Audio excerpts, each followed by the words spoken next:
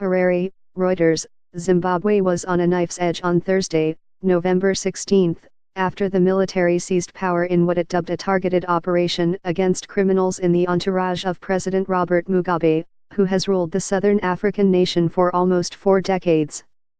It was not clear whether the apparent military coup would bring a formal end to the 93-year-old Mugabe's rule.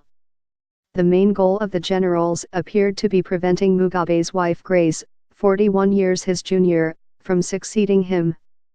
Local media reported South Africa's defense and state security ministers, dispatched by President Jacob Zuma as regional envoys, arrived in Zimbabwe's capital, Harare, on Wednesday night and were expected to meet both Mugabe and the military. Their ultimate goal was not clear.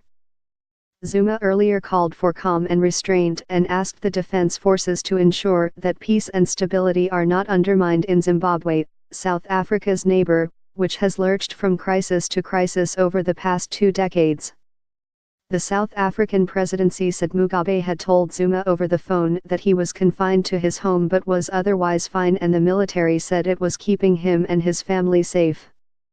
Mugabe, still seen by many Africans as a liberation hero, is reviled in the West as a despot whose disastrous handling of the economy and willingness to resort to violence to maintain power destroyed one of Africa's most promising states.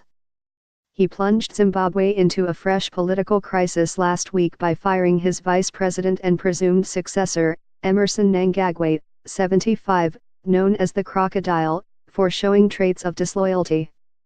The generals believed that move was aimed at clearing a path for Grace Mugabe to take over and said on Monday they were prepared to step in if purges of their allies did not end. Tanks blocked roads after dark and soldiers with automatic weapons kept up their patrols, but the situation appeared calm. Whatever the final outcome, the events could signal a once-in-a-generation change for the former British colony, a regional breadbasket reduced to destitution by economic policies Mugabe's critics have long blamed on him.